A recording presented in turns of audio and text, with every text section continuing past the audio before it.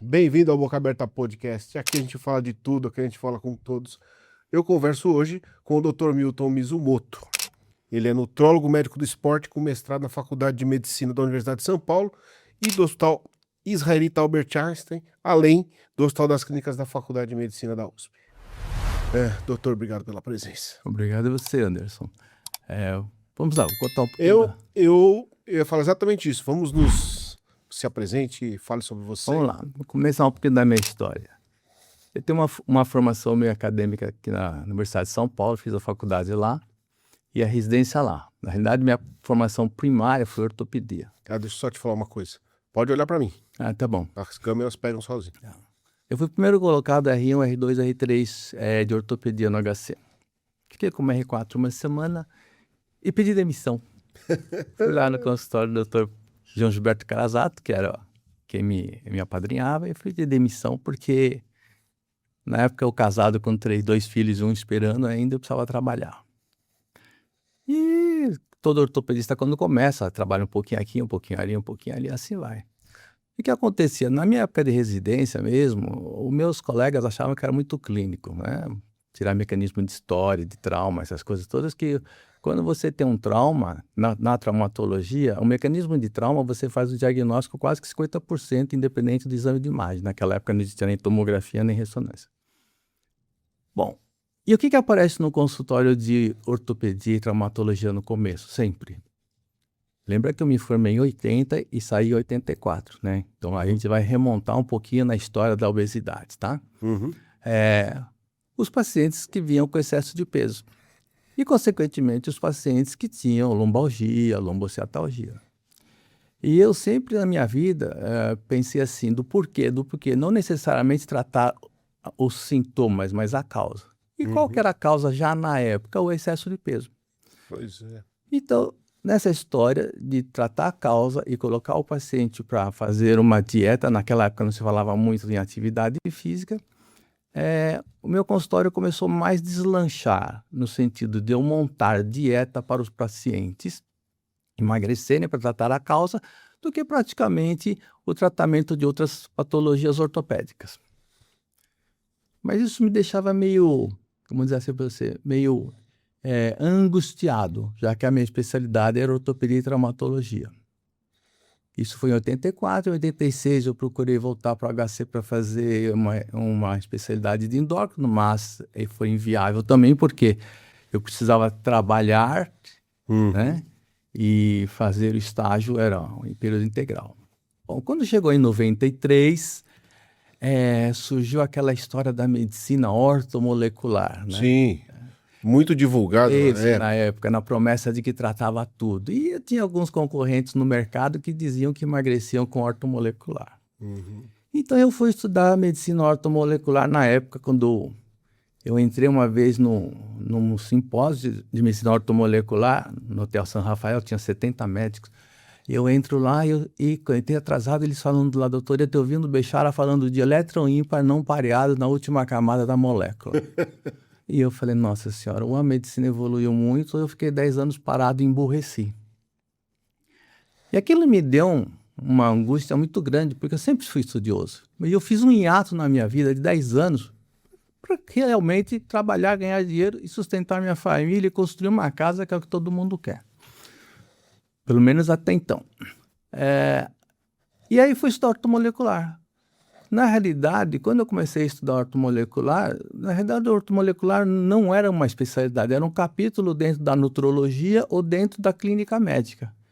E por esses meios, eu acabei entrando na nutrologia. Então, em 94, eu fui estudar nutrologia, fiz minha pós-graduação em nutrologia e a minha titulação em nutrologia.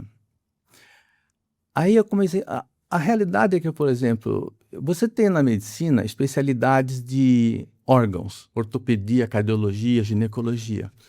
Você tem especialidades de idades, pediatria, geriatria, você tem especialidade de doenças, oncologia, infectologia.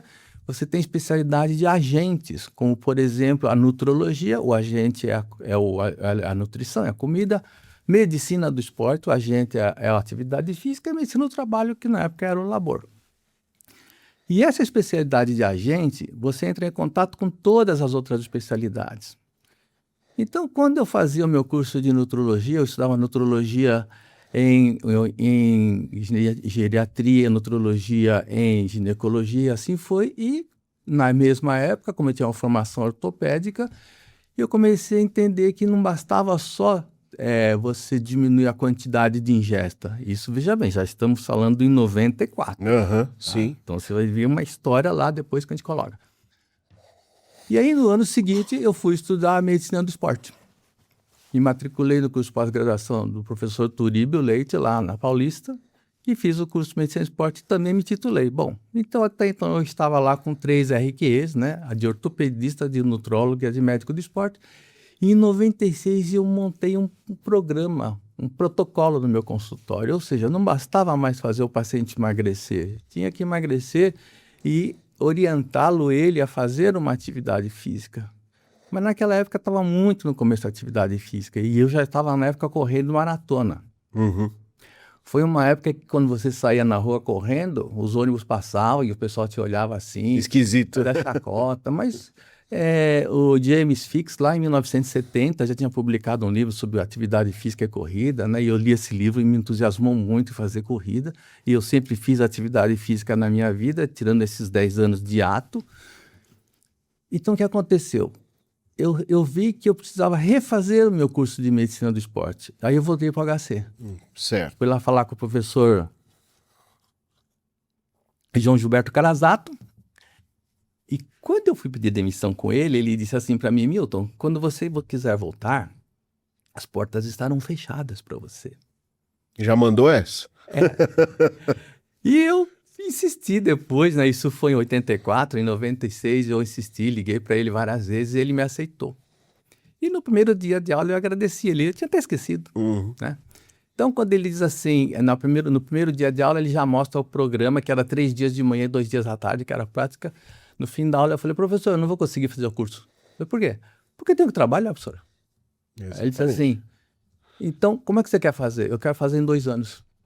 E aí eu fiz o curso de medicina do esporte. Eu já tinha titulação de médico do esporte. Eu fiz o curso dele em 2 anos. Por quê? Porque eu queria aprender uma coisa que se chamava ergospirometria, em 96.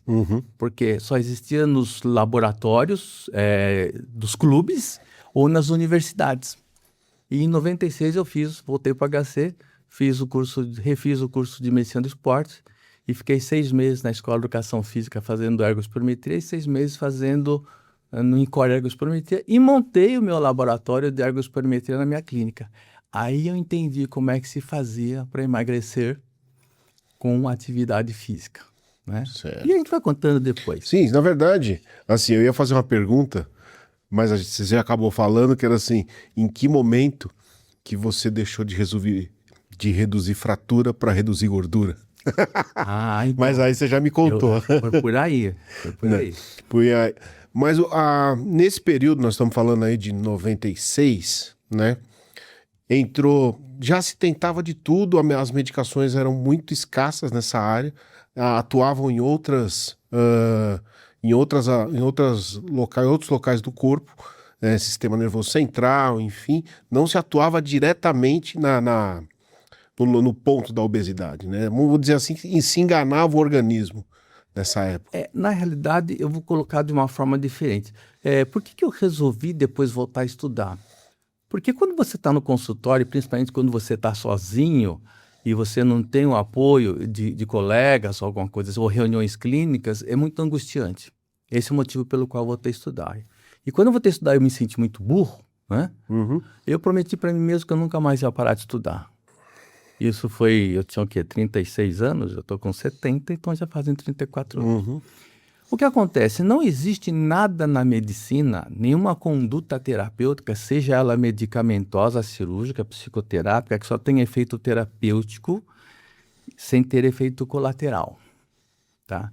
Então vamos lá, vamos remontar, não diria nem de 30 anos, eu diria de 40 anos atrás, Sim, tá? sim. foi na época do Femproporex. Isso. Lembra do Femproporex? Exatamente. Então, Femproporex fazia parte do kit de sobrevivência do soldado alemão na guerra, durante a guerra lá nas trincheiras, que estava lá esperando o espanhol lá. Por quê? Era uma medicação que tirava a fome, tirava o sono, deixava alerta e ficava agitado. Olha, arma biológica de guerra. Exatamente. Certo? Então foi usado para isso o Femproporex. Anfepramona. Anfepramona foi usado no kit de sobrevivência alemão de quê? Do soldado americano na guerra do Iraque, fazia a mesma coisa. Entendeu? Então, usou-se posteriormente o outro efeito biológico dele, que quando se chama de colateral é tirar a fome. Se você muda a indicação, você vai falar que é o outro efeito, que são as novas medicações também são assim, e associou-se na época com os benzodiazepínicos. Né? Então, você via sempre o Femproporex com clordiazepóxito, com oxazepam ou com diazepam. Aí dependia muito de quem prescrevia essas medicações. Por quê? Toda doença tratável, controlável, porém não curável, é plurifarmacoterapia. Guarda isso, plurifarmacoterapia. E o que a gente vê hoje, a gente via há 40 anos atrás também. Toda a indústria farmacêutica quer puxar a sardinha para sua brasa, usar só o seu remédio. E não é assim que funciona a medicina. Né? A obesidade é um barco que tem 5 furos. A gente vai comentar depois. E eu não adianta querer tampar um buraco se os outros ficam fazendo água. Exato. Entendeu? Então, naquela época, se usou muito o Femproporex, Anfepramona, Femproporex na Alemanha, Anfepramona e Fentermina nos Estados Unidos, Mazindol no Canadá, tá certo? Se usou durante até 1980, 90 mais ou menos. 90 até mais ou menos, 90 a 2000. Aí, toda medicação, quando está há muito tempo, vence a patente, né? E você sabe que a patente é muito importante para a indústria farmacêutica. Né? Então, tenta-se descobrir novas drogas. Aí surgiu a época, então, da sibutramina, que atuava não só moderando o apetite. Veja bem, existe uma diferença muito grande entre apetite, fome, paladar, saciedade e compulsão, tá? Moderando não só o apetite, mas ele é meio sacietógeno também, a sibutramina. Mas também tinha como ele... Assim como o Femproporex, ele atuava no lucro ventrolateral do hipotálamo, ele era um noradrenérgico, também podia deixar um pouquinho agitado também em relação a isso, né? Depois da sibutramina veio o Orlistat. Eu acho que isso aí foi a maior enganação da indústria farmacêutica. Pois é. É uma coisa que atuava numa região que não tinha nada a ver com a história, acabava socialmente. Porque na realidade ele dizia assim, que você eliminava 30% da gordura. Não é que você eliminava 30% da gordura, você deixava de absorver 30% dos lipídios que você ingeria na comida. Porque o Orlistat atuava em cima de uma enzima que o pâncreas produz, que chama lipase. Então, você ingeria uma comida, tem lipídios, vou chamar lipídios, não gordura, tá? Porque lipídios pode ser gordura ou óleo. A lipase atuava lá e você não conseguia ingerir, digerir e absorver. Então, 30% ia embora pelas fezes. Então, quando você via aquelas fezes boiando, cheias de gordura, você fala, estou eliminando a minha gordura. Não, você está deixando de absorver. Mas entenda que você não engorda só porque come lipídios, você engorda porque come carboidrato, que é a atual realidade do momento. Exato. Entendeu? Então, para que tivesse mais eficiência, a indústria apoiou o uso do Orlistat, inclusive com dietas. Mas eu te pergunto, o que emagrecia ela, o Orlistat ou a dieta que ele fazia junto? Exato. O remédio era um apoio. Na realidade... Deveria ser. Não, na realidade eu digo assim, emagrecer é como uma viagem. Primeiro, ele é tratável, controlável, porém não curável. Eu sempre digo assim para meus pacientes, você pega 2 caixas de sapato, aqui põe um ratinho gordo e aqui um gafanhoto, água para os 2, daqui 2 dias você volta, esse está vivo, esse está morto. Então, todo ser vivente que consegue armazenar energia para os dias de privação consegue sobreviver mais tempo. Como é que chama isso?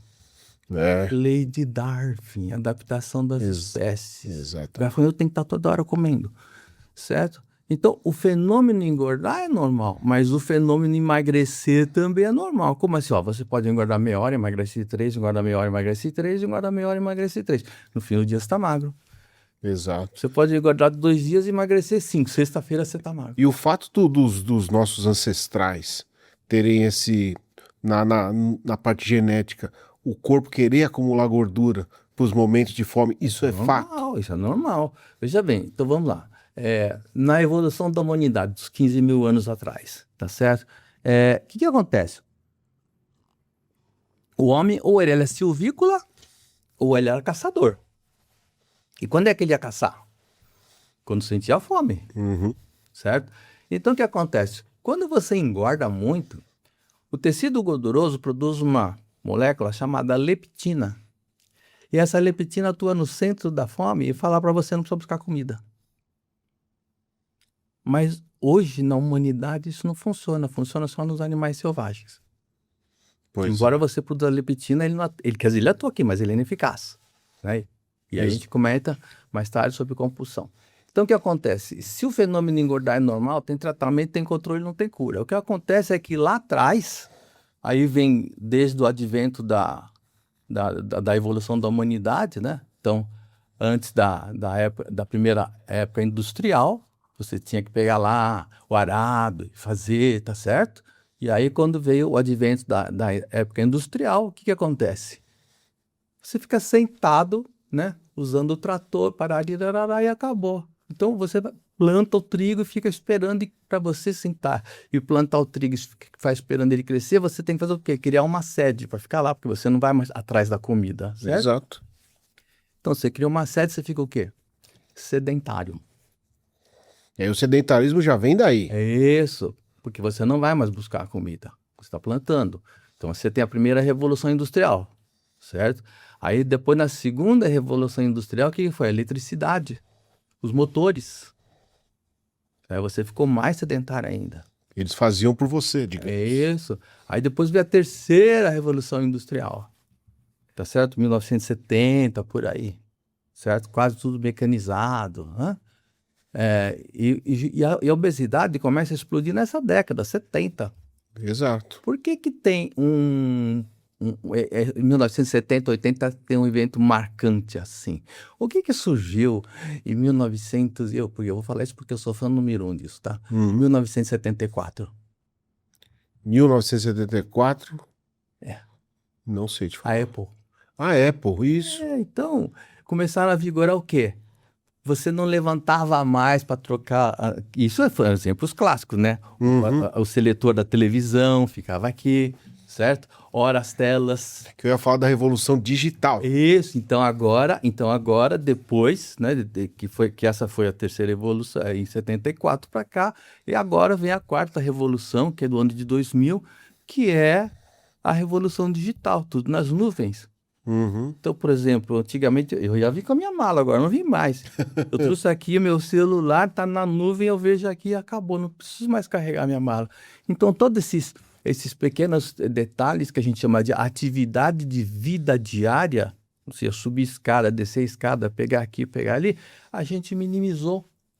Nós minimizamos esse gasto. Então, tanto é que tem um livro chamado Obesidade e Atividade Física, quem tiver oportunidade compre, que é do Claude Bouchard, acho que foi lançado em 2002, 2003.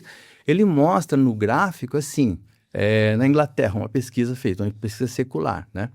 Então, quando chega em 1970, apesar de começar a onda das dietas, lembra? Dieta de Atkins, Beverly Hills, apesar de começar na dieta as ondas as modas das dietas e a diminuição dos lipídios, aumentou a obesidade. Ou seja, as pessoas estavam comendo menos caloricamente, certo? Mas aumentou a obesidade. Por quê? Justamente porque aumentou o sedentarismo. Porque não se falava em exercício. Não se falava em exercício. Eu lembro do Atkins que ele falava, era uma dieta extremamente polêmica, mas na verdade o foco da divulgação da dieta era comer o que você queria, digamos assim, mas na verdade você estava retirando o carboidrato.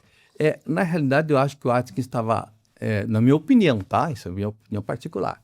Eu acho que o Atkins ele estava, ou casualmente ou não, como aconteceu com o Hahnemann na homeopatia, né? Ele estava além do tempo. Exato. Por quê? Porque quando ele fala em tirar o carboidrato e fazer uma cetose, o que acontece? O cérebro não queima ácidos graxos. A molécula é muito grande. Ele não consegue atravessar a membrana do neurônio e servir de combustível, tá? O músculo não. O músculo tem um transportador que pega esse ácido graxo e joga na mitocôndria. O cérebro não. O cérebro ou ele queima a glicose ou ele queima beta-hidroxibutirato e acetacetato. O que é o beta-hidroxibutirato e acetacetato? Quando você está numa situação de sobrevivência, ou até não precisa nem da sobrevivência, como no caso do ácido, que você tira o carboidrato, você não produz insulina. Certo. Por quê? A principal função da insulina não é abaixar a glicose no sangue. A principal função da insulina é mandar o fígado pegar essa molécula energética hidrossolúvel, que é a glicose, e transformar em ácidos graxos, jogar no sangue e armazenar no adipócito. Consequentemente, abaixa a glicose. Ou seja, armazenar energia para os dias de privação. Quando você tira o carboidrato da dieta, você não produz mais insulina, por mais que você esteja obeso com resistência à insulina. Uma coisa é você estar obeso com resistência à insulina, outra coisa é você produzir insulina. Exato. Você pode estar obeso porque você come bacon com ovos fritos, certo? Então, na ausência da insulina, quem prepondera? O glucagon, certo? Aí o que acontece? O fígado pega esses ácidos graxos e quebra em partículas menores de acetato, beta-hidroxibutirato, joga no sangue, vai para o cérebro e serve de comida para o cérebro, porque o cérebro tem lá uma portinha que é para entrar a glicose, e onde entra a glicose se chama GLUT. No cérebro acho que é GLUT1, GLUT2, GLUT3 e GLUT5. É uma portinha lá na membrana. Mas esse acetacetato entra por outro transportador que se chama transportador de monocarboxilato. Então, o que acontece? Tira a fome. Veja bem, eu falei a fome, eu não falei o apetite, a compulsão, tá? Então, nesse aspecto, ele deixa de buscar comida porque tem comida para o cérebro. Só que o sujeito sofre nos primeiros 3 dias. Por quê? Porque a insulina ainda está alta. Então, eu não vou chamar de se a insulina está alta, eu não vou chamar de hipoglicemia. Por quê? Conceitualmente, hipoglicemia é glicose abaixo de 54, certo? Mas e se você tiver 58? E se você tiver 60 e você está lá acostumado com a glicose mais alta lá de 100, 120, 130, que você está lá com resistência à insulina, comendo muito carboidrato, o que vai acontecer nesses 3 primeiros dias?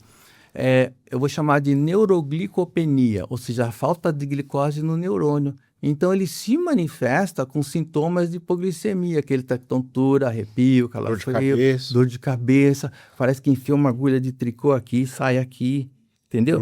E eu já vi vários pacientes já tratando com neurologista, tomando medicações fortíssimas para essa enxaqueca, que não tira. E o tratamento, o que é quando você faz isso para ele? Carboidrato. Não, mas aí você volta para trás. Claro. Eu, particularmente, eu dou para o paciente a mesma molécula, porque ele vai começar a produzir o beta-hidroxibutirato a partir do 4º dia. O fígado começa a produzir, porque a insulina cai, né? Então, eu, particularmente, faço um teste terapêutico. Eu dou para o paciente o beta-hidroxibutirato. Veja bem, é beta-hidroxibutirato, não é hidroximetilbutirato, hein? Isso aqui é suplemento de performance, são 2 coisas distintas. Você dá para o paciente beta-hidroxibutirato, serve de comida para o cérebro. Os sintomas de hipoglicemia, de dor de cabeça, passam.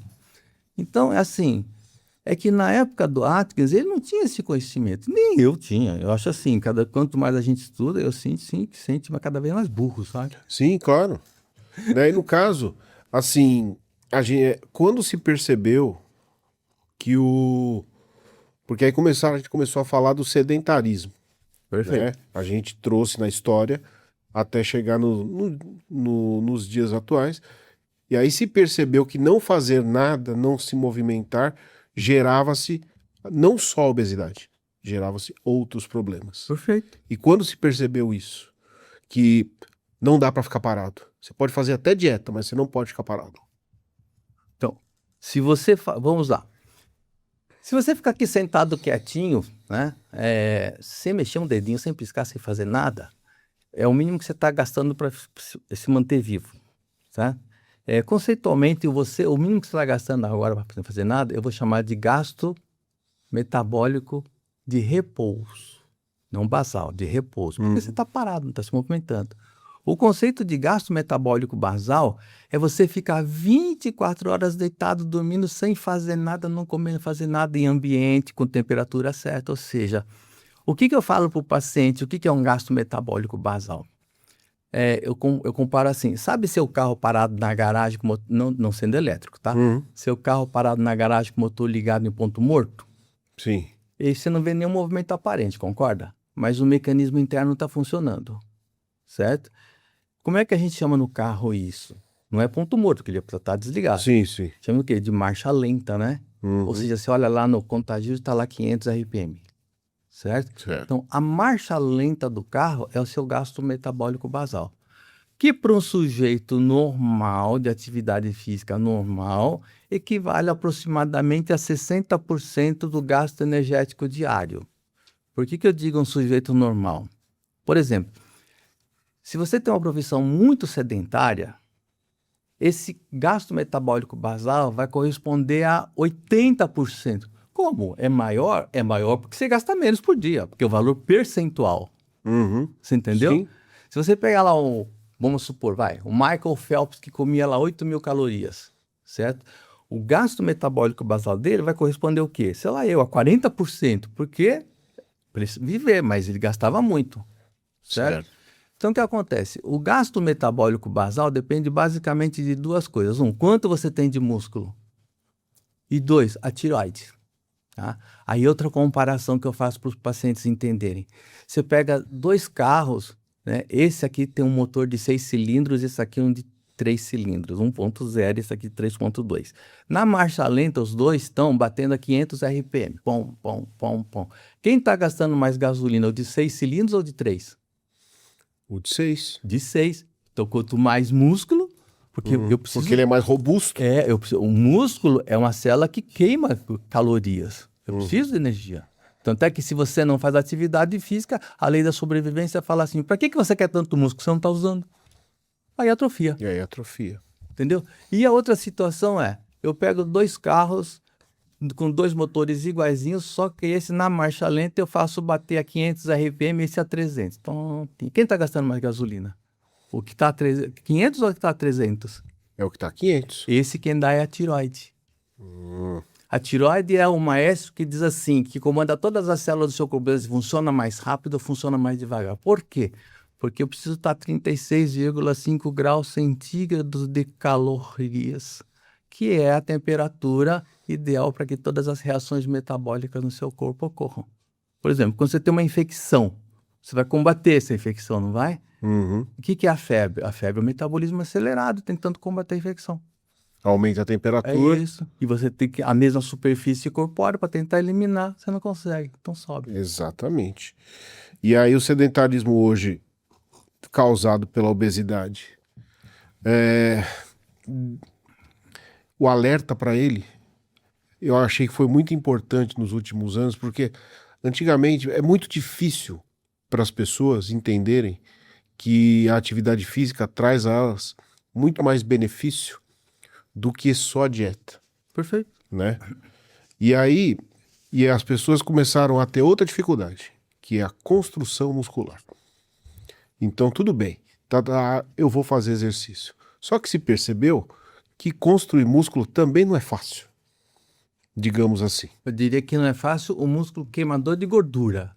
Esse. O músculo queimador de glicose e glicogênio é fácil. Entendeu? Porque o que acontece? Quando você começa a praticar uma atividade, a primeira coisa que você atua é na construção muscular para poder ter uma atividade aeróbica melhor. Perfeito. Certo?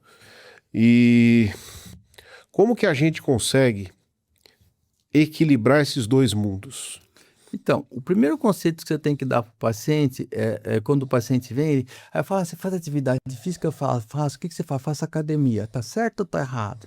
Tá errado, né? Porque quem faz academia é o pedreiro, ele vai na academia. Exatamente. Certo? Eu faço aeróbica. Tá certo ou tá errado? Tá errado. Veja bem, eu preciso definir para o paciente o conceito de modalidade e o conceito de intensidade. Tá? Então eu coloco assim, eu pego um pires de óleo e um pires de álcool. Eu risco um fósforo, faço assim, qual pega fogo? O álcool. Os dois. Os dois, sim. Qual pega fogo mais rápido? O álcool. Qual fica mais tempo pegando fogo? O óleo. O óleo. Então, vamos supor que eu peguei esse peso aqui, é pequenininho, não precisa fazer muita força, concorda? Sim. O meu cérebro vai mandar um estímulo e mandar contrair para liberar energia de forma lenta e gradativa, certo? E aí o que vai acontecer? Nós temos dois extremos de fibras musculares, a vermelha e a branca. Digo dois extremos porque aqui tem 12 subtipos. Eu chamo esse aqui de 1, esse aqui de 2B, 2A e 2B. Certo? Sim. A vermelha é que queima mais gordura, tá? E usa oxigênio. E ocorre dentro da mitocôndria. Por isso se chama aeróbio, aeros abios vida. Então, se eu pego um peso pequenininho, eu não preciso fazer muita força, tá? Então, eu vou queimar mais. Veja bem, conceitualmente eu estou falando de célula, tá? Porque se no futuro você falar, e o HIIT? Aí é outra coisa. Aí é outra história. Tá? Sim. Então, essa fibra muscular está queimando mais gordura. Aí vamos supor que eu peguei esse peso aqui e ele é muito mais, né? E eu não estou conseguindo levantar, não estou conseguindo. Aí as minhas células falam assim, meu cérebro fala assim, ô vermelhinha, você não está dando conta do recado. Eu vou ter que agora mandar recrutar também as branquelinhas, certo? Aí é um outro neurônio, tá? Que dá uma descarga elétrica maior e recruta as branquelinhas. E as branquelinhas são mais queimadoras de glicose e glicogênio. Certo? Não é que você desliga a vermelha, você acrescenta na vermelha a outra. Então, exercícios de baixa intensidade e longa duração, você queima mais lipídio, ácidos graxos e triglicéridos. Exercícios de alta intensidade, você queima mais glicogênio e glicose, principalmente glicogênio, tá? Certo. Então, vamos colocar modalidade. Você fala assim, eu faço ginástica, dança. Se você vai na academia e vai fazer dança com o pessoal da terceira idade, para você é aeróbio. Claro. Agora, se você quer acompanhar o pessoal que está treinando para um campeonato brasileiro, nessa velocidade, para você é anaeróbio, entendeu? Entendi. Aí, modalidade musculação, aeróbio e anaeróbio, certo? Modalidade pedestrianismo, caminhada aeróbio, e o corrido mais intenso anaeróbio. Aí você vai aumentando, não vai? Sim. Aí chega um lugar que a gente chama de primeiro limiar, que é o do aeróbio, transita para o anaeróbio compensado. O que é anaeróbio compensado? Você produz ácido lático, mas você consegue consumir, varrer também. E aí o descompensado. A gente chama de LV1 e LV2, né? Aqui você queima mais gordura, aqui você queima mais glicogênio. Como é que você determina isso? Lembra que eu falei que eu fiquei 6 meses fazendo ergospirometria no HC? Sim. Coisa? Com ergospirometria você define a intensidade do treino e aí você coloca o paciente para emagrecer naquela intensidade que ele precisa. Então você fala assim, então peraí, um paciente que vem para emagrecer ou um paciente que vem treinar performance é diferente? É diferente. Até porque, nesse livro do Claude Bechart, que ele fala de atividade física e obesidade, ele diz o seguinte, o paciente que tem tendência a engordar, ele é mais sensível à insulina. Quando magro. Quando magro. Certo? Certo. Porque ele tem mais fibra branca. Olha só, o paciente que tem tendência a engordar, ele é mais queimador de gordura, de glicogênio, aliás, desculpa, de glicogênio, de glicose. Quem lhe dá isso? Então, no caso, a genética. De quem? Da tua mãe ou do teu pai? Não sabemos. Da tua mãe. Da mãe. Porque o DNA da mitocôndria está no óvulo, não no espermatozoide. Entendeu? Então, tem aqueles pacientes, eu digo, na prática é assim, aquele paciente que vai na academia e puxa o ferro 500 vezes e não consegue ganhar músculo, e consegue repetir várias repetições e não consegue ganhar músculo, esse é o fibra vermelha. Esse é um magro desgraçado. É o mago de ruim. Que vai no consultório, quer suplementar para ganhar músculo. Mas não adianta você suplementar se você não mudar a planilha de treino. Certo. E tem aquele que vai na academia e puxa o ferro. Pá. Aumenta a carga aí. Tom. Esse é fibra branca. Esse é queimador de glicogênio. Entendi. Aí você vai na academia, que eu acho isso um contrassenso, porque a fibra vermelha demora de 6 meses a 2 anos para você hipertrofiar ela. A fibra branca, de 3 meses a 6 meses você hipertrofia, né? Aqui você tem que fazer 3 séries de 25 repetições, ou seja, pouca carga, muita repetição. Aqui você faz 3 séries de 10, de 12, 10 ou 8 repetições, ou até faz pirâmide, tá. E quando você vai na academia, qual que ele te dá? Esse ou esse? A de 12. Por quê? Não, eu não sei, mas... Porque se você levar 2 anos, você desiste. Ah, é verdade. Tem que demorar. Você entendeu? Aqui você ganha músculo rapidinho. Mas deixa eu só te perguntar, perde rapidinho também. Ganha rapidinho, mas perde rapidinho. Aí o que acontece? Lembra que eu falei que o gasto metabólico basal depende de quanto você tem de músculo? Então, quando você ganha muita massa muscular muito rápido, quando você vai lá fazer a bioimpedância, né, que é a metodologia a nível de consultório, tá? Padrão ouro, porque Sim. a nível de pesquisa é ressonância magnética. Certo. Tá? Você mostra lá que o gasto metabólico basal aumentou, porque ganhou músculo. Aí o paciente fica feliz, mas aí eu pergunto assim para o paciente, espera aí, mas essa fibra muscular que você aumentou, que você fez lá 3 séries de 10, ou 3 séries de 8, ou 3 séries de 12, é fibra branca ou fibra vermelha? Porque se for fibra branca, depois de 2 horas, o músculo vai sequestrar a glicose do sangue para tentar restocar o glicogênio e você vai sentir fome. Exato. E aí você vai comer o quê? Carboidrato. Carboidrato. Entendeu? Por quê? Porque eu digo isso porque, assim, a cada especialidade que eu fui, cada especialidade puxa a sardinha para sua base porque ele estuda aquilo, certo? E o próprio treinador, o próprio preparador físico também faz isso, porque ele estuda só aquilo, ele não estuda outra coisa. Então não tem esse conceito.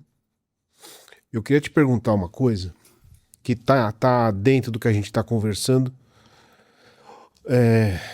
Pontos de acúmulo de gordura corporal.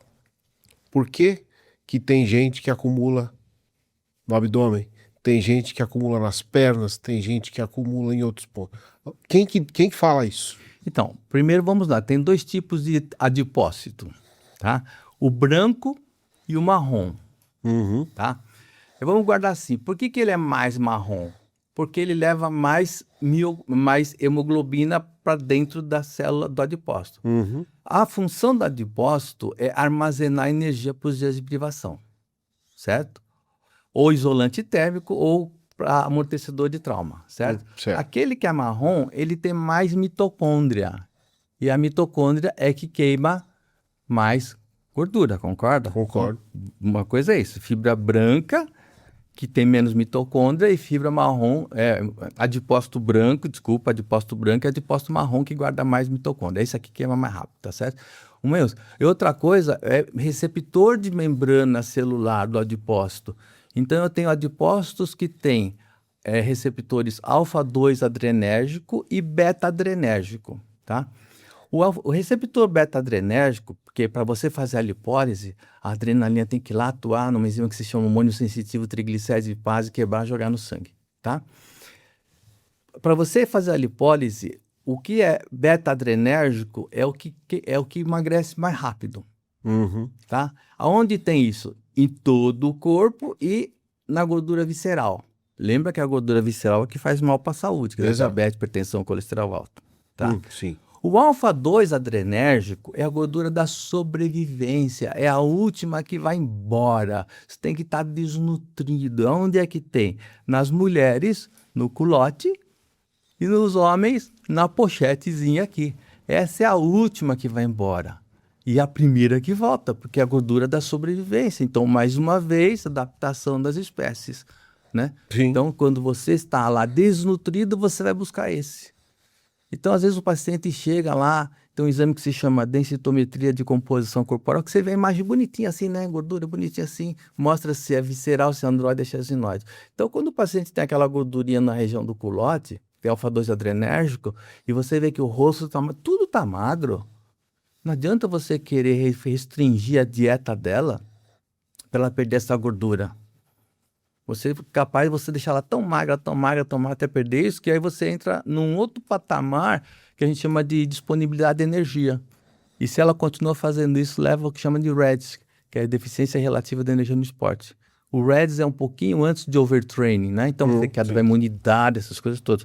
Então, num paciente desse, o que você fala? Vai numa clínica fazer aquelas lipólises ou faz lipoaspiração, porque Usa outro recurso. é localizado, porque não dá para você querer tirar isso. Mas esses conhecimentos a gente começou a ter justamente no ano de 2000, por aí, de falar de receptor de adipócito. Sim. Até outro dia, muito, faz um tempo já, a célula de gordura, ela distendia e todo mundo achava que ela ficava cheia e depois, quando emagrecia, ela esvaziava. De repente, se descobriu que ela enchia e se dividia. É isso. Não, então tem assim, antigamente era assim, que eu já 40 anos atrás, né? Uhum. A gente falava que o adipócito não se multiplicava. Na realidade, a única célula que não se multiplica, acho que deve ser o neurônio e o músculo, certo? O músculo ele não aumenta, ele não multiplica, ele multiplica as estruturas internas, tá? Então, a gente pensava assim, que o adipócito, você tinha uma hipercelularidade, né, uma multiplicação de adipócitos na fase de crescimento em virtude da presença do hormônio de crescimento. E que depois quando você já estava na fase adulta, você não tinha um aumento do número de adipócitos, mas você tinha um aumento do tamanho do adipócito. Mas, na realidade, não foi isso que se comprovou. O que se comprovou é o seguinte, o adipócito vai aumentando, aumentando. Chega uma hora que ele chega no tamanho que a tensão superficial da membrana dele não comporta mais, certo?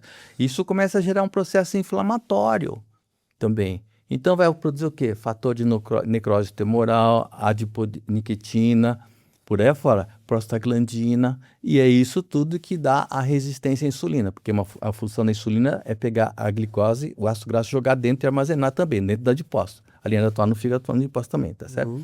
Aí do lado do adipócito tem uma célula que se chama pré-adipócito. É um fibroblasto, tipo um fibroblasto. Porque fibroblasto é uma célula totipotente.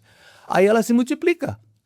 Porque o adipócito que está grande fala assim, meu querido, você que está aí do lado, dá uma mão aí, vira adipócito.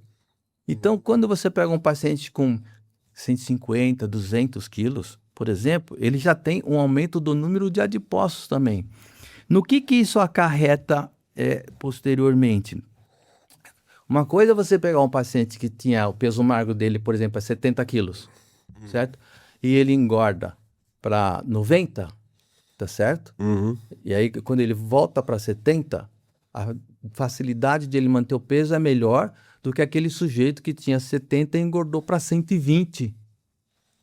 Quando você tenta manter ele em 70, você não consegue. Primeiro porque tem mais um tamanho de pele maior, porque para abranger tudo isso, a pele aumentou. Sim. Certo? Segundo, que ele fez uma hipercelularidade dos adipócitos. Ele tem uma reserva, digamos assim. Então é a mesma coisa. E aquele que fica assim, emagrece, engorda, emagrece, engorda, emagrece, engorda, eu costumo dizer assim, sabe aquele balão de festa de criança? Você enche? Se você encheu uma vez, soltou, ele murchou, concorda? Aí se você fica várias vezes, vum, vum, vum, depois quando você solta, só você fazer, ele enche, não enche? Ele perde a distensão.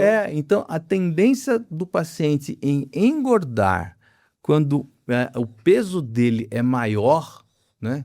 Se ele ganhou 40, uma coisa ele ganhar 40 quilos e perder os 40, outra coisa é ele ganhar 20 quilos e perder os 20. Aquele que ganhou 40, para você manter ele magro é muito mais difícil. E ainda eu arrisco um palpite, né? Porque tem aqueles pacientes que, isso eu vejo assim, a nível de consultório, certo? A nível de experiência clínica. Aqui eu vou fazer uma ressalva. Discussão de caso.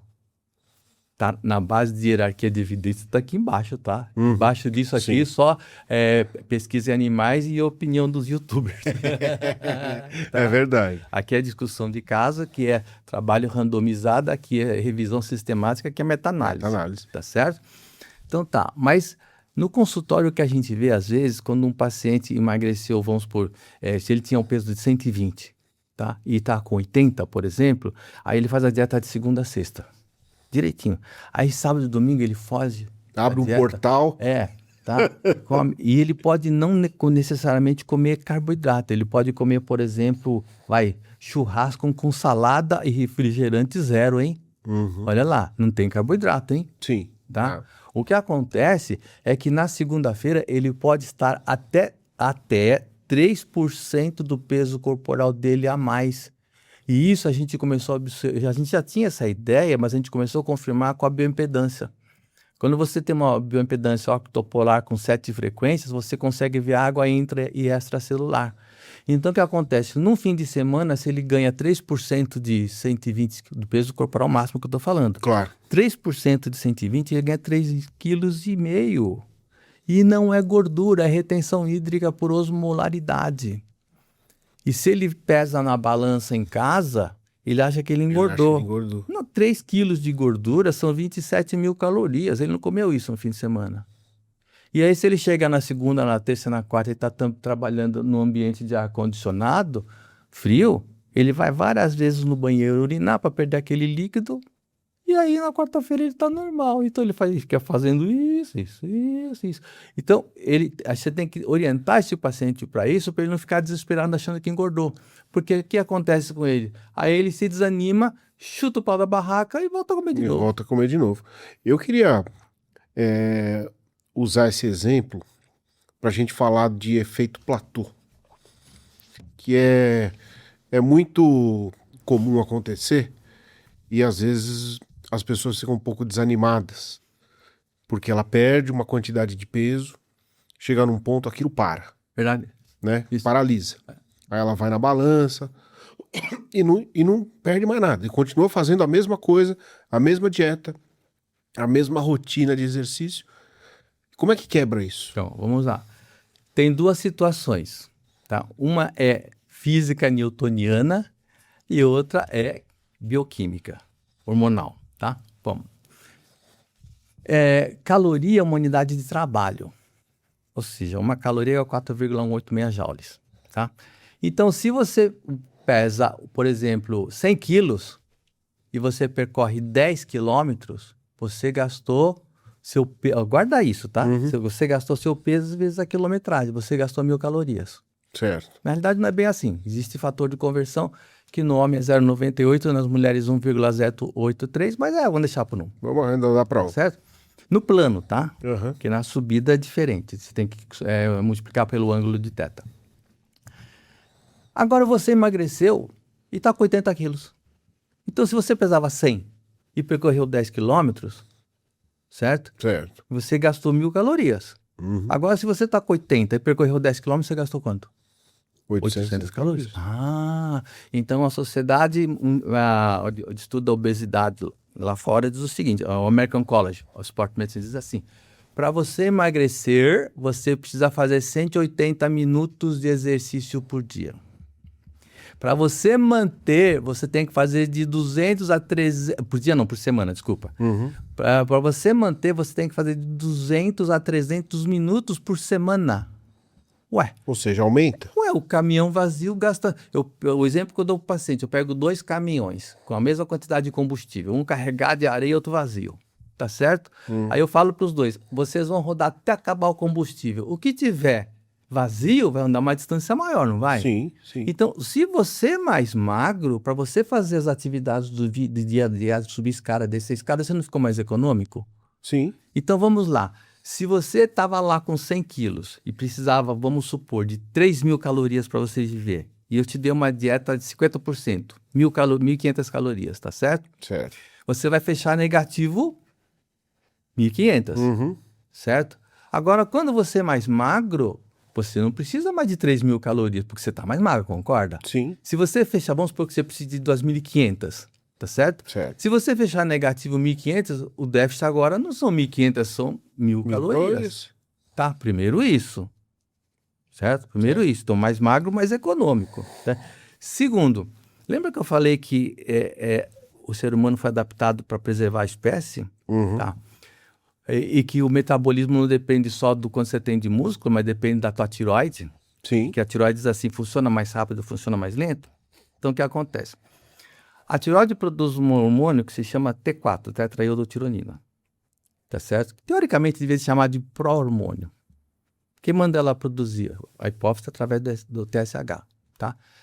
Esse T4, ele sofre ação de 3 enzimas. Uma que chama deodinase 1, e outra deodinase 2 e outra deodinase 3. Se ela sofrer ação da deodinase 1 e da deodinase 2, ela vai virar T3. Tá? E o T3, é a fração metabolicamente ativa. Não é o T4 que acelera o metabolismo da tua célula. É o T3, certo? Certo. Então, quem tem deodinase 2 e 3? A tireoide tem um pouquinho. Então, quando você dosa o exame de sangue, tá? Se você dosar o T4, você está dosando a função da tireoide. Se você dosar o T3, você não está dosando a função da tireoide. Por isso que endócrino não pede T3. Para você dosar a função da tireoide, você pede T4, especificamente T4 livre e TSH. Certo. Tá? Porque esse T3 aqui que está no sangue, só 20% vem da conversão da deodinase 2 dentro da tireoide. Tá? O resto é o T4 que vai para todas as células periféricas e cada célula individualmente transforma em T3 necessário. Lembra que eu falei para você que o adipócito é uma célula que metabolicamente é mais para reserva? Sim. Então ela vai pegar o T4 e transformar em um pouquinho só de T3, porque ela não precisa de muito. Sim. Certo? Aqueles órgãos que são metabolicamente mais ativos, que funcionam o dia todo, quem? Cérebro, rim, pulmão, coração, fígado, tá certo? Vai pegar esse T4 e transformar em T3 na medida dele, porque para acelerar o metabolismo para funcionar mais, concorda? E o excesso vai para o sangue. Então, de todo o T3 que você dosa no sangue, só 20% da tireoide produz, os 80% vem da periferia. Agora, tem um detalhe. A deodinase 3 transforma o T4 em T3 reverso. O que é o T3 reverso? O que o T3 faz? O T3 vai lá, se encaixa no receptor de membrana celular do núcleo da célula e fala assim, gira ela como se fosse uma chave na fechadura e fala, funciona mais rápido. Todo o metabolismo. Certo? O T3 reverso entra no mesmo locus, mesmo receptor, e não gira. Por quê? Porque o segredo é reverso. Entendi. E impede com que o outro entre. Ocupa o espaço do outro. Aí, durante muito tempo, se ficou falando, para que dosa T3 reverso? Para que dosa? Eu não doso T3 livre ou T3 reverso pensando no órgão tireoide. Eu doso T3 livre e T3 reverso pensando ou no paciente que está fazendo dieta ou no atleta que está treinando muito. Por quê? O T3 reverso, ele tem uma função, ele poupa energia. Ele diminui o catabolismo. Então, quando você está treinando muito, vamos pegar aqui no caso do atleta de elite, está treinando muito e está entrando em REDS ou em overtraining, o seu T3 livre cai, consequentemente o seu T3 reverso sobe, porque está falando de poupa energia, certo? Quando você está comendo muito pouco, agora do regime, você está comendo muito pouco e também está treinando, mas está comendo muito pouco, as suas células vão falar, olha, não tem comida, vamos transformar esse T4 em T3 reverso. Esse é um dos platôs, certo? Então, como é que você faz para o paciente? Falou, parar de fazer regime. Pede para ele comer. Certo? Tá? Então é um sinal. Isso. É um sinal que ele tem que retomar uma certa alimentação. Então, coloquei dois. Vou colocar um terceiro, que esse é o mais complicado. Não sei se é o mais complicado, acho que o segundo é mais complicado. Vamos lá. Lembra que eu falei para você que para você levantar pouco peso não precisa fazer muita força? Sim. Então, você precisa de muita vascularização chegando no local daquele músculo? Não necessariamente. Não necessariamente, concorda? Então, quando a gente fala do conceito de que para queimar gordura você precisa fazer exercícios de baixa intensidade e longa duração, isso é a nível celular, para aquela célula, não a nível de corpo todo. Como assim? Porque eu preciso chegar sangue lá, preciso, naquele músculo, tá? Toda vez que você for fazer uma atividade física, vamos supor, você lá gastou 1.000 calorias. Tá? Dessas 1.000 calorias, só 25%, ou seja, 250 calorias, você gastou como energia mecânica. Os outros 75% gastou na dissipação de calor. Ok, nós temos uma bioeficiência de 25%? É a mesma do motor de combustão ou da turbina de avião. Como é que eu tenho que não cozinhar por dentro? Eu tenho que transpirar. Exato. Toda substância que passa do estado líquido para o gasoso rouba calor. Exemplo, eu jogo água aqui e álcool aqui. Qual que é a sensação de frio maior? No álcool. Porque evapora mais rápido. Água aqui e água aqui. Mas nesse eu assopro, qual que é a sensação de frio maior? Onde é sopro? Convecção, concorda? Então, se eu exercitei aquele músculo, eu tenho que dissipar o calor naquela região, porque senão o sangue vai vir quente e vai cozinhar meus órgãos internos. Então, o transpirar, né, é a maneira de refrigerar nosso radiador. Então, toda vez que você for exercitar, eu preciso ter chegando mais vascularização, não só dentro do músculo, mas atravessando o panículo gorduroso e chegando na pele e você transpirando. Exato. Certo? Só que para você fazer isso, você tem que fazer mais intenso, não tem? Porque se você fizer pouco intenso, não precisa, concorda? Mas lembra que eu falei para você que se você fizer muito intenso, você vai queimar mais glicogênio do que gordura? Sim. Então, como é que você faz? Aí que tá o dilema, né? Porque Aí, então, os conceitos mudaram nos últimos 10, 15 anos, né? Você faz o HIIT. O que é o HIIT? High Intensity Interval Training. Vamos lá. Você faz 3 minutos forte e 3 minutos fraco. 3 minutos anaeróbio, 3 minutos aeróbio, entendeu? Então, você faz assim, produz lático, vai do lado. Entra em hipóxia. Aí, esse que não fica nem constante aqui, nem constante aqui, faz o quê? Cria o quê? Fator de hipóxia. Esse fator de hipóxia faz o quê?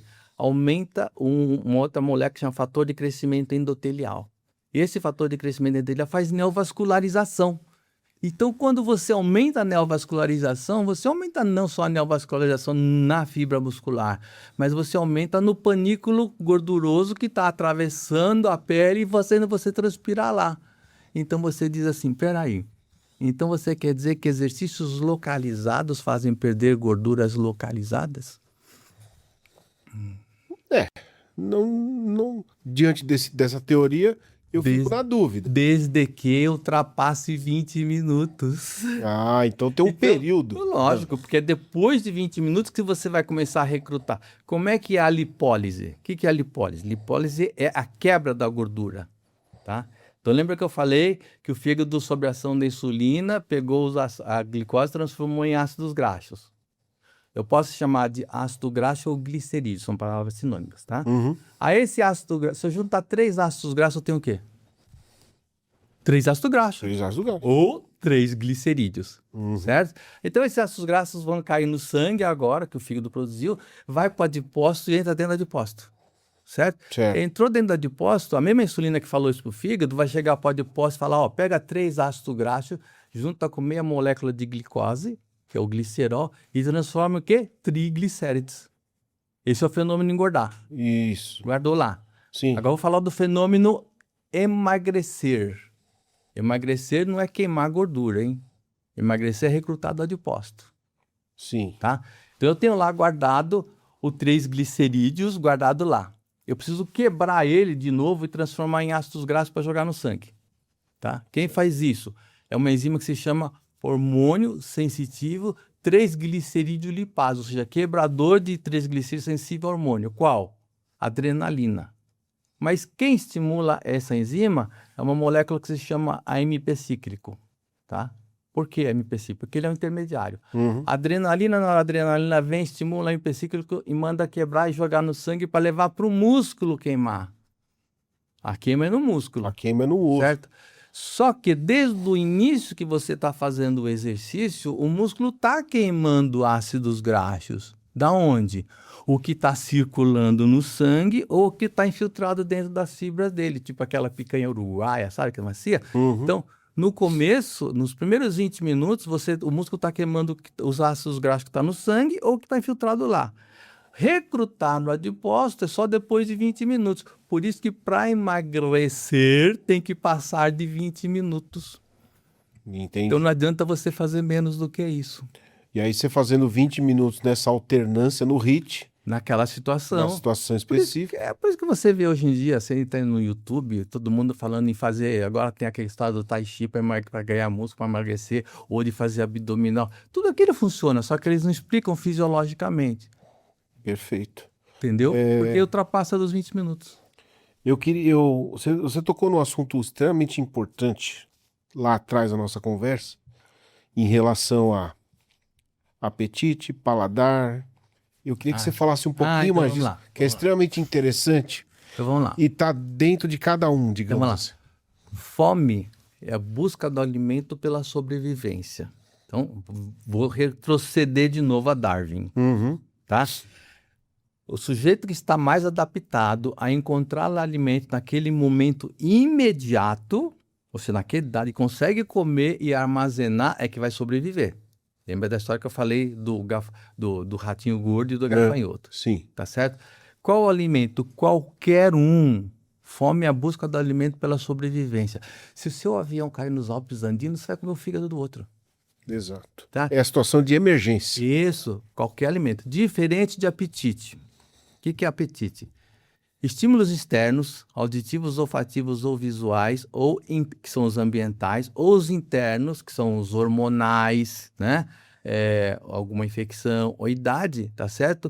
Gente, só parando o nosso papo um pouco aqui, para a gente falar do meu parceiro, o Grupo São Cristóvão, com uma rede de hospitais e ambulatórios e que tem o principal componente na sua rede, que é o acolhimento associado. Então, se você estiver precisando de um plano de saúde de qualidade, clique aqui no link e entre em contato com o pessoal do São Cristóvão.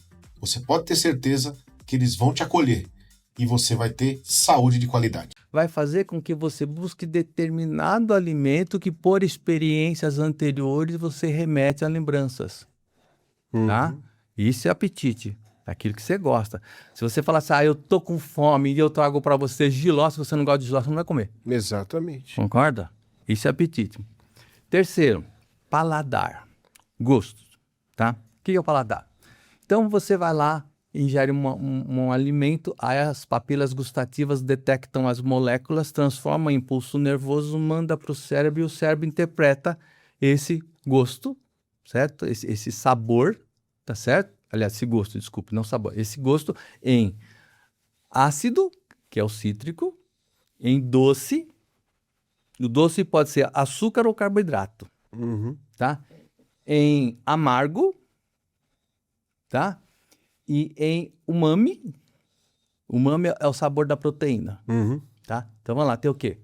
O ácido, o doce, o sabor tá faltando mais ou menos. Azedo, amargo? E o azedo é o cítrico. É o cítrico. Tá? Então por quê? Primeiro, mais uma vez voltando, para que existe o paladar? Né? O paladar, sentir o sabor das coisas. E o que é o sabor? O sabor é o paladar integrado ao aroma, Exato. ao visual, tá certo? A temperatura, desculpe, não visual, a temperatura, tá? Então, por exemplo, se alguém tiver na padaria lá, tá lá fazendo o pãozinho lá, você sentiu, certo? Então, duas coisas. Primeiro, 15 mil anos atrás, certo? Teve alguém na tribo lá que comeu aquela frutinha lá e morreu. Aí os que estavam vivos chegaram e olharam e falaram, essa flor aqui é uma fruta de beladona. Comeu, morreu em grande quantidade, tá? Ou outra que é bonitinha, que é vermelhinho, que é a de rícino. Onde tem isso? Na mamona selvagem. Também morreu. Então você fala, peraí, essa cor, ou esse aroma, ou esse paladar aqui é venenoso. Então você não come, preservar a espécie. Certo? O doce está relacionado com o quê? Que é o carboidrato e o doce, né? Está relacionado ao quê? A fonte energética. Tá? O umami está relacionado ao quê? A proteína. Ou seja, não só como energia, mas também como construtor. Né? Aí tem uma substância que melhora o paladar do umami, né? Que você coloca na comida e melhora. Como é que chama? O sal. Não. Esqueci. O sal é o iônico, né? Que fala Sim. o terceiro, o sal iônico. É o quinto, aliás. É o glutamato monossódico. Não vamos falar nome comercial, Sabemos. tá certo? Porque melhora o sabor do umami. Atua nesse ponto específico. É isso, tá certo? O glutamato monossódico, tá? E o amargo, que remete a venenos. Então, Ou remédios. então dentro do sabor amargo entra o café e o cacau, tá? Cacau O cacau, na sua essência, ele é amargo. Isso, na sua essência, tá? Então, necessariamente, nem tudo que é amargo é veneno, né? Quer dizer, Sim. Vamos lá, tá? Então, isso é o paladar. Então, vamos lá, vamos recapitular. A fome é a busca do alimento pela sobrevivência. O apetite é a busca de determinado alimento, certo? Ou seja, os dois são busca. O paladar é a continuidade do que você está ingerindo. Esses dois aqui você vai buscar para ingerir. Esse aqui é a continuidade. Como assim? Você chega lá no restaurante, vê o cardápio, olha, chega pro garçom e fala assim, garçom, como é que é esse filé mignon aqui, é o molho de Dijon? Ele vai blá, blá, blá, blá, estímulos auditivos, certo? Aí que chega aquele prato bonito, com aquele aroma, né? Então já tá não só apetitoso, mas provavelmente saboroso, porque você tá lá usando o aroma, tá certo? Mas quando você põe na boca, ele tá duro que nem uma sola de sapato. Você vai comer? Não, Tem gente que come, né? tem gente que come. Concorda? Sim. Entendeu? Então, o paladar é que dá continuidade, certo? Então já tem, ó, fome, apetite, paladar. Agora tem a saciedade. E aí, né, a gente vai entrar depois na fase do GLP-1, que eu não entendia. Eu dizia assim, o melhor vendedor é o pior comprador. E eu demorei muito para comprar essa ideia. Mas um dia que eu entendi, eu comprei. Por quê? Porque, na realidade, não existe só a saciedade, existe a saciação. O que é a saciação? A saciação é o ato de você parar de comer. Em que momento, Eu né? estou comendo, ó, já fui buscar comida, eu estou comendo, tá certo? Estou satisfeito, saciado. Saciação, essa é saciação. A saciedade é a continuidade de você estar satisfeito até a próxima refeição e não buscar comida, tá? Exemplo clássico do primeiro. Vamos lá.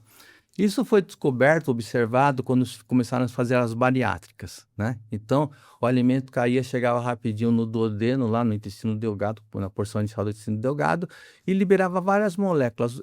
Dentre elas, tinha uma chamada GLP-1. Tá? Esse GLP-1 cai no estômago, vai para o cérebro e fala, para de comer. Só que ele dura 6 minutos no seu sangue. Porque toda vez que ele passa pelo fígado, o fígado destrói, como qualquer substância. Claro. Certo? Então vamos lá. Você chegou, foi almoçar lá no restaurante, comeu, a saciação atuou, pá. Aí o garçom chega para você e fala assim, vai aí o cardápio da sobremesa, você fala, não, tudo bem, Tô satisfeito. certo? Aí você continua conversando, passou 5, 6, 10 minutos, o GLP-1 foi destruído, não foi? Aí você fala, garçom, vê aí o cardápio do quê? Do fígado cru ou da sobremesa? Da sobremesa. Então, do apetite, Sim. certo? Do apetite. Não da fome, do Que apetite. já é uma escolha. Isso, certo? A indústria farmacêutica, sabendo que essa molécula dura 6 minutos no teu sangue, que é uma proteína, estabilizou ela, colocou um aminoácido aqui, outra aqui, estabilizou. Agora ela dura no teu sangue, em média, 6 dias e meio. Quase 7, 6 dias e meio. O resultado disso. Ah, então vamos lá. Lembra que eu falei que a saciedade é a continuidade de você continuar sem buscar comida? E a busca da comida ou é fome ou apetite? Tá certo? Tá. Vamos lá, você tomou uma canetada de manhã cedo e na hora do almoço você foi naquele quilão chique, tá? Escolheu tudo que você queria, fez um pratão. Mas toma canetada, certo? Quando você vai comer, você não consegue comer tudo porque a saciação atuou, pá, certo? Você não consegue comer. Só que quando chega na janta, ele continua atuando. Então agora ele está te inibindo a tua fome. Diretamente. Você entendeu? Porque você não vai buscar comida. Sim. Tá? Do segundo, do terceiro, do quarto, do quinto, do sexto dia, do sétimo dia do almoço, né? Porque quando chega na janta, começa a cair. Como é que chama? A função de Bateman. A função de Bateman é você come, sobe no sangue e depois cai. Se é injetável de um jeito, e se é injetável na veia é assim, se é subcutânea é assim, se é intramuscular é assim, se é oral é assim, tá certo? Ele dura 7 dias. O pico de ação dele é no segundo e terceiro dia. Quando chega no 7º dia, conforme for na janta do 7º dia, você tá com um pouco de apetite.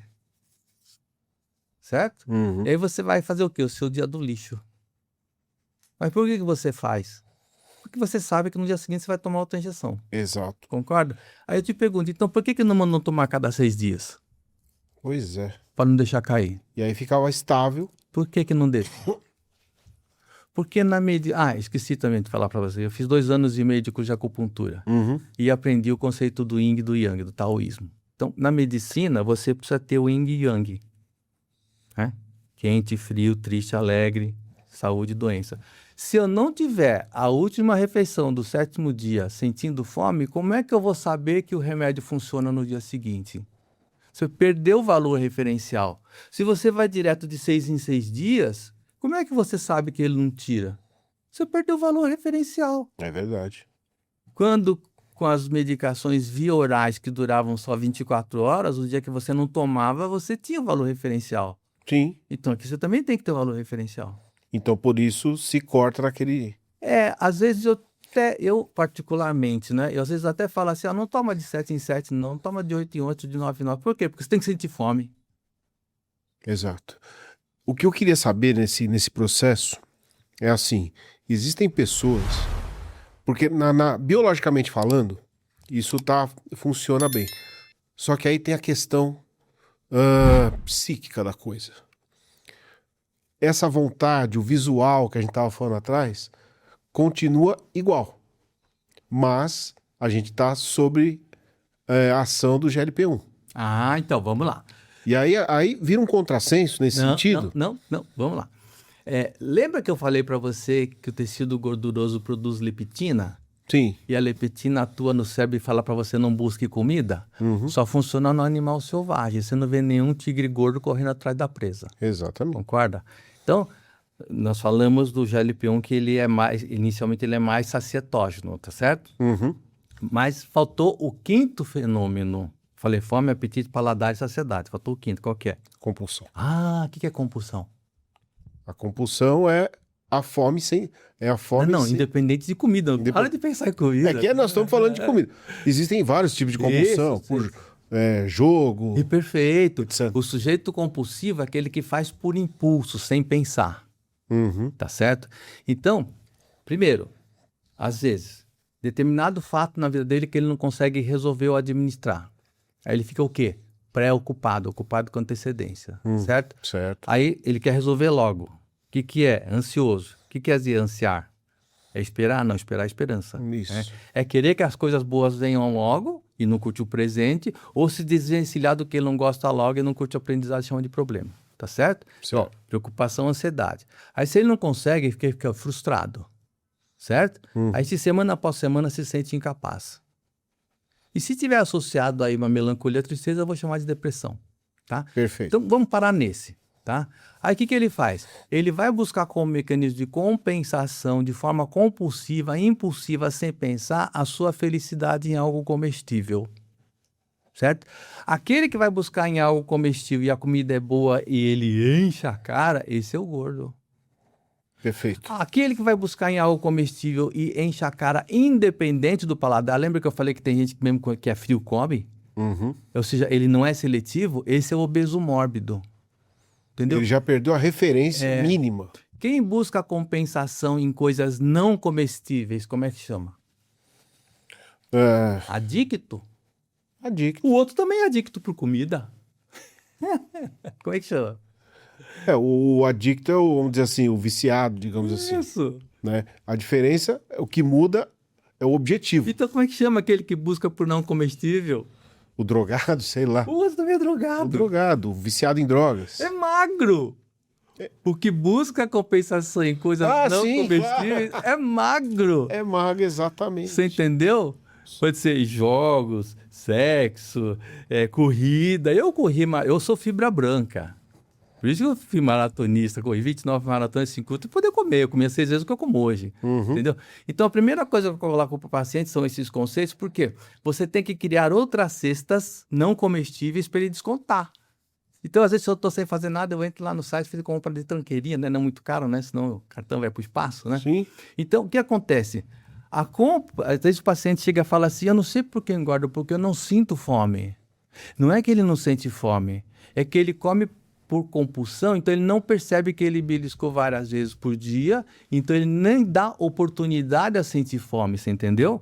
Por isso que a leptina não funciona. Porque ele pode estar produzindo leptina, mas a compulsão dele faz ele buscar comida. E isso interfere aonde? Você já viu o paciente que fez bariátrica, que emagreceu e manteve magro, né? Sim. E paciente que fez bariátrica engordou, não teve? Sim. Então, aquele que era insaciável, quando fez a bariátrica, ficou magro. Porque diminuiu o estômago ou tirou do circuito, concorda? Perfeito. Então ele fica magro desnutrido. Então aí ele vai ter que ir no nutrólogo para repor as vitaminas. tá certo? Aquele que é compulsivo, inicialmente ele emagrece. Depois ele volta a engordar. O quê? Mamando leite condensado, comendo pipoca, tomando Coca-Cola. Então agora ele vai ter que voltar para tomar uma medicação para controlar a compulsão e a vitamina. Por isso que não funciona. E traçando um paralelo em relação ao GLP-1, não só em relação ao GLP-1, mas ao GIP também, que é a nova droga, que é a tisapartida, tá certo? Às vezes tem gente que toma e emagrece. E a gente tem gente que toma e não emagrece. Por quê? Porque ele fica beliscando pequenas quantidades, várias vezes ao dia, de altamente calórico e de alto índice glicêmico. Aí ele libera insulina. E a principal função da insulina, o que que é? Transformar a glicose em gordura. Por isso que às vezes não funciona. Porque tem a função do esvaziamento gástrico, né? Tem. Isso é mais só com o... acontece com os dois, tanto com o GLP-1 quanto com a semaglutida, quanto com a tisapartida. Só que tem um detalhe. A tisapartida, que que atua no GLP-1 e no GIP, ela diminui a produção de suco gástrico. Então, às vezes, quando o paciente tem gastrite, se você der a semaglutida, fica lá produzindo suco gástrico aqui e piora a gastrite. E a gastrite, às vezes, a gastrite enantemática ou às vezes até erosiva, dá aquela sensação de fome tipo saco sem fundo. Sabe? Um buraco no estômago. Porque Exato. o cara é estressado, nervoso, o cortisol vai lá para a lua, certo? E o cortisol manda produzir suco gástrico. Então, às vezes, quando o paciente tem um sintoma de gastrite, você tem que mandar fazer endoscopia antes, é melhor você usar a tisapartida do que a semaglutida. Entendi. Eu falei do esvaziamento gástrico por pessoas que a gente conhece que passam mal porque comem demais, o esvaziamento é menor. E aí o sujeito fica mal. Tanto é que se você for fazer uma endoscopia, nos protocolos da anestesiologia, hoje em dia, você tem que parar 3 semanas antes. Porque se você for fazer endoscopia, você vai encontrar resto de comida no estômago. Se você for fazer colonoscopia, você vai encontrar resto de fezes no colo. Porque diminui o trânsito. Esse é um dos mecanismos de você ficar empachado, né? Um dos mecanismos da saciedade é esse, deixar você empachado, enfastiado. Esses são os mecanismos. No caso do... eu ia fazer uma pergunta que eu acabei esquecendo, mas ela vai voltar. Existem pacientes que não se adaptam, perdem o ânimo utilizando os inibidores. O ânimo que eu digo é o seguinte... Qual dos inibidores? Não, do GLP-1 que nós estamos falando. Perfeito. Ele não tem efeitos colaterais, ele não tem problemas, ele consegue se alimentar bem, só que ele não consegue treinar. Acho que tem. Eu já falei para você que não existe medicação em medicina que só faça bem e não faça mal. De todas as medicações que eu prescrevi nos últimos 40 anos, todas aquelas que eu citei para você, todas elas eu tomei. Menos a liraglutida. É a semaglutida. Eu tomei a tisapartida. Essa foi a última que eu tomei, que eu fui muito resistente porque eu queria entender todo o mecanismo fisiológico e farmacológico dela. Entendeu? Porque eu tenho que sentir os efeitos colaterais. Porque quando o paciente chegar e falar é isso, eu sei como contornar essa situação, eu sei como criar o meu protocolo. Então, o que aconteceu? Primeiro, eu deixei meus alunos usarem. Lá no curso de pós-graduação, eles usaram. Professor, o senhor não vai usar? Eu falei, não. Por quê? Deixa você usar, depois você me conta. Tá? Aí eu resolvi tomar. Tá? Então, o que acontece?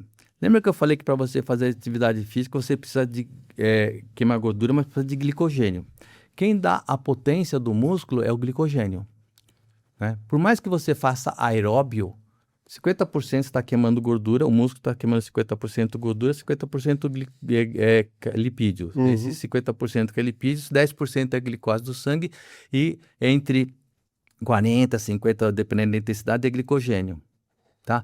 Quando você está fazendo uma dieta e você come pouco, e aí você come pouco carboidrato e você vai treinar, você não consegue estocar glicogênio muscular.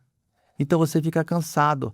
Então funciona como se fosse o maratonista que está naquele paredão do quilômetro 32. Entendeu? Primeiro porque ele não consegue, porque o glicogênio é que dá a potência, a velocidade. Tá certo? Então ele não consegue estocar glicogênio muscular. Certo? Segundo, porque se nos primeiros 3 dias, se ele não se ele não se adaptar, aqueles primeiros 3 dias ele sente dor de cabeça. Lembra que eu falei que falta glicose para o cérebro? Exato. Que é a neuroglicopenia? Então, nesse aspecto, eu dou para o paciente o beta-hidroxibutirato para melhorar. Então, o que você faz? Existe uma que a gente chama de janela de oportunidade. O que é janela de oportunidade? A principal função da insulina é transformar a glicose em gordura. Quando é que você faz isso? Quando você come carboidrato e fica em repouso. Vira gordura. Sim. Certo? A principal função da adrenalina é ir recrutar a gordura do tecido adiposo para levar para queimar, concorda? Sim. Então, durante a atividade física, vou fazer um gráfico para vocês. Durante a atividade física, aumentando a intensidade do exercício, a adrenalina sobe e a insulina cai. Tá? Não só em função da intensidade, mas em função do tempo também. Se aumenta a intensidade, aumenta o tempo. Então, quando você está fazendo atividade física, a adrenalina está alta. E quando é que você sabe que ela está alta? Ué, a frequência cardíaca aumentou, você está transpirando, certo? Sim. Então, o que eu falo para o paciente? 10 minutos antes, durante o seu treino durar mais que 1 hora, ou 10 minutos depois, você vai comer carboidrato. Não é que você pode, você deve. Isso é o tempo. Mas espera aí, 10 minutos antes, a adrenalina não subiu ainda, é verdade. E a insulina também é verdade. Só que até você comer e digerir, já deu 20, concorda? Sim. Então a adrenalina está lá em cima, a insulina está lá embaixo, tá? E por que até 10 minutos depois? Por que eu não posso tomar banho depois? Porque se você tomar banho e depois você for comer, o seu corpo esfriou. E aí se você comer, em vez de ir para o músculo, vai para o tecido gorduroso. Então, eu estou usando uma metodologia que a Louise Burke, que é uma pesquisadora de nutrologia da Austrália, e o Jenkenberg, eles usam na maratona, que a gente chama de janela de oportunidade. Ou seja, a mesma janela de oportunidade que eu uso para os atletas de elite, eu uso para os pacientes que fazem regime, para que ele não tenha esse cansaço. Primeiro isso. Segundo, todos os biorreguladores, sais minerais e vitaminas, todas as reações metabólicas do seu corpo, né? O que é o metabolismo? Vamos lá. O que é catabolismo? Catabolismo é destruir. Anabolismo é construir. Então, você treina, você está destruindo, você descansa, você está construindo. A soma dos dois dá metabolismo, tá? Todas as reações metabólicas dependem das enzimas que fazem para lá ou para cá. E essas enzimas dependem de minerais e vitaminas. Certo? No caso, nós chamamos de cofatores, tanto o mineral quanto a vitamina. Quando é vitamina, até posso chamar de coenzima. Não existe vida sem vitamina e sem mineral. Então, se você estiver comendo pouco, e você estiver comendo poucas vitaminas e poucos minerais, principalmente se a sua dieta for monótona, que eu digo assim, tem que ter no mínimo 5 a 7 cores diferentes todos os dias, porque quem dá cor dos alimentos são as vitaminas e minerais. Se você estiver comendo pouco, essas reações metabólicas não ocorrem. Então também você vai ficar cansado, porque essas reações metabólicas é dentro da célula e dentro da mitocôndria. Então você, antes de começar a prescrever isso, você tem que dosar no sangue dos pacientes essas vitaminas, que a gente chama de vitaminas hidrossolúveis responsáveis pela transferência de energia. B1, B2, B3, B5, B6, B9, B12 e vitamina C. E estão todas hidrossolúveis. Aí imagina você está comendo pouco, certo? Tem pouco biorregulador, não tem carboidrato, certo? Na janela, você não consegue treinar. Se você não consegue treinar, você vai perder músculo, não vai? Sim. E seu gasto metabólico não vai cair? Sim. Aí depois, quando você para, o que acontece? Engorda de novo. Ué, mas é a mesma história das outras medicações de 40 anos atrás. Só que a gente não tinha esse conhecimento, a gente não tinha bioimpedância para dosar quando você está perdendo de gordura, quando você está perdendo de musculatura. Perfeito. Entendeu? Nós apresentamos um folder no Obesity Week, em Atlanta, agora em novembro, justamente isso. O peso ia fazendo isso, horizontalizava, a massa de gordura ia fazendo isso, horizontalizava, mas a massa de músculo ia perdendo sempre. Por isso que é essencial que você tenha atividade física e dá o suporte para essa atividade física. E não, é importante a gente falar dos inibidores de GLP-1, porque virou uma febre. Virou uma febre, estão usando, tem gente que não tem obesidade que está usando, tem gente que está usando com obesidade, mas sem acompanhamento. Então, mas como é que começa a história do GLP-1? Lembra do Viagra? Uhum. Ele foi inventado para quê? Para impotência sexual. Não. Não, para Vasodilatador coronariano. Exato. Mas isso. ele era melhor vasodilatador peniano. Ah, Certo?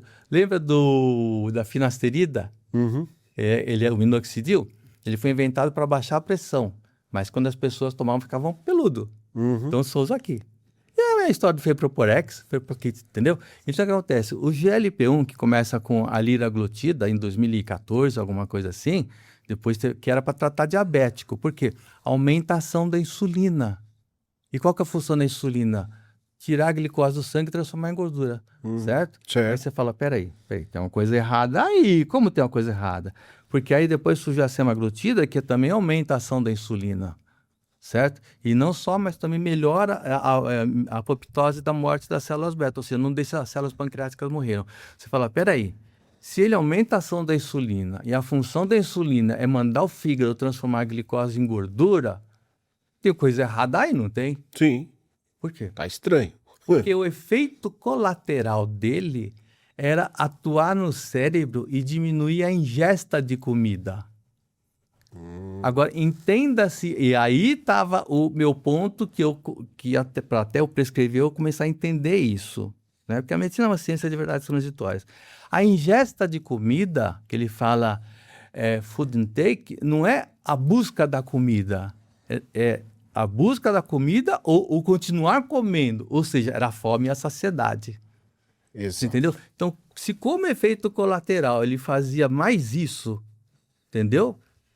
Do que controlar, aumentando a dosagem, né? Em dosagens mais baixas ele controla a glicose. Em dosagens mais altas ele fazia você parar de comer. Ué, se você para de comer e fecha com o balanço energético negativo, então você vai emagrecer. Você vai emagrecer. Foi isso que aconteceu. E aí se utilizou desta forma, vamos dizer assim, o efeito colateral saiu melhor do que o, digamos assim. Então, essa foi a semaglutida. Só que a semaglutida dava aquele empachamento como o outro também dá. Certo. Aliás, os dois dizem, tá? Tanto a semaglutida quanto a tirzepatide dizem que melhora a memória, tá? Se bem que melhora a memória, tem outros fatos para fazer. Aí, a tirzepatida atua onde? Em cima do GLP-1 e do GIP. E o GIP, o que ele faz? Também a atuação da insulina, melhora a ação do glucagon, mas diz assim que aumenta o acúmulo de gordura no adipócito. Opa, piorou mais ainda. Calma aí. Piorou mais essa situação. Peraí, se o GIP aumenta guardar gordura no adipócito, como é que emagrece? E isso foi uma questão que foi levada no Obesity Week em Atlanta, agora em novembro, né? Então a pergunta foi feita, foi essa. Eles falaram assim, não, ele aumenta o turnover, tanto para entrar quanto para sair. Porque ele, como ele é um duplo agonista, ele atua no cérebro também diminuindo a ingestão de comida, então o que acontece? Se você come pouco, está fechando o balanço energético negativo, concorda? Uhum. E se você está comendo pouco e não é carboidrato, você precisa produzir insulina? Não. Não necessariamente. Concorda? Sim. Então ele aumenta o turnover para sair. Ah, aumenta a saída de gordura. Porque você está fechando o balanço energético negativo. Então caiu no mesmo princípio da bariátrica. Como assim? Aquele paciente que é compulsivo, que come pequenas quantidades de alto índice glicêmico e hipercalórico, toma a tirzepatida e não emagrece. Então você tem que orientar ele que ele tem que fazer uma dieta qualitativa. Certo. Senão não funciona. 2 perguntas. Em relação às pancreatites que podem acontecer. E a outra pergunta em relação ao Mounjaro, que também se percebeu que diminui a compulsão. É fato? Eu não sei se diminui a compulsão, porque, na realidade, o que a gente observa é assim... Bom, primeiro, vamos falar da pancreatite. Na pancreatite. Tá? Toda a medicação que você dá, eu falei para você que tem efeitos colaterais. Então, quando você vai prescrever, o que estava acontecendo? Vou voltar um pouquinho atrás para falar de uma outra droga, tá? Uhum. Lá atrás, na Europa, tinha uma medicação chamada Rimonabant. Ele atuava em cima do receptor endocannabinoide CB2 do adipócito e fazia você emagrecer na barriga. Olha que maravilhoso, né? Só no ponto. Que eu falei, endocannabinoide CB2. O que é endocannabinoide? Não tem ideia. O que é cannabis? Tá. A maconha. Canabidiol. Canabidiol. Então, ele fazia você emagrecer na barriga. Era excelente. Só que ele foi vendido na Europa sem prescrição médica. Então, teve 30% de efeitos colaterais entre suicídio e depressão. Mas era automedicação, Uhum. entendeu? Então, a Agência Europeia de Medicamentos mandou recolher, mandou reestudar e relançar sob prescrição médica. Fizeram isso? Não, tiraram do mercado, porque já tinham ganhado dinheiro, certo? Então, o que aconteceu no Brasil? A introdução da semaglutida foi sem prescrição médica. Não pode isso, Não. tá? Quando surgiu a tirzepatida, a Anvisa falou, não, agora vai ter prescrição médica. Para quem? Para os dois. Já deu para todo mundo. Certo? Então, toda vez que você toma uma medicação que você não sabe, por quê? O que acontece? Quando você sintetiza uma medicação, você tem a fase 1 do estudo clínico no laboratório, que é em cima de voluntários sadios, para saber dosagem, certo? Efeitos colaterais. Fase 2, voluntários doentes, para saber a ação. Fase 3, voluntários sadios e doentes, e duplo cego, certo? Sim. Aí, quando vai para a população, que é a fase 4, quando o remédio chega na população, ainda está na fase 4 do estudo clínico. Por quê? Porque o N é maior e o tempo é maior. Tanto é que quando você for ler na bula de todos eles, diz assim, reações adversas pós-comercialização. Efeitos adversos pós-comercialização é a fase 4 do estudo clínico. Porque na fase 1, 2 e 3, por exemplo, na fase 1 são 80 pessoas, fase 2, 400, fase 3, 400, na fase 4, que é na população, são milhões de pessoas tomando, entendeu? Agora, uma coisa é você tomar quando você tem um observador clínico. Eu não prescrevo para todo mundo, eu prescrevo para aqueles que eu acho que têm indicação. Cada droga tem uma indicação, tá certo? E você observa, a partir do momento que você observa, para você não serve essa dosagem, não serve isso, não serve aquilo.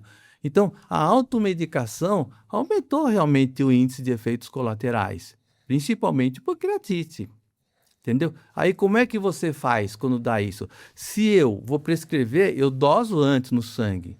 Eu doso amilase e lipase no sangue. Por que eu estou suspeitando dele de uma pancreatite? Não, porque eu preciso ter um valor padrão inicial. Até porque se ele estava bebendo muito, ele já podia ter uma amilase e uma lipase alta. Perfeito. Concorda? Eu preciso ter um valor inicial. Então, é o que eu digo para meus alunos assim, às vezes muitos dos exames que você pede, professor, pede muito exame. Não, peraí, tem exame que eu não estou pedindo para fazer diagnóstico.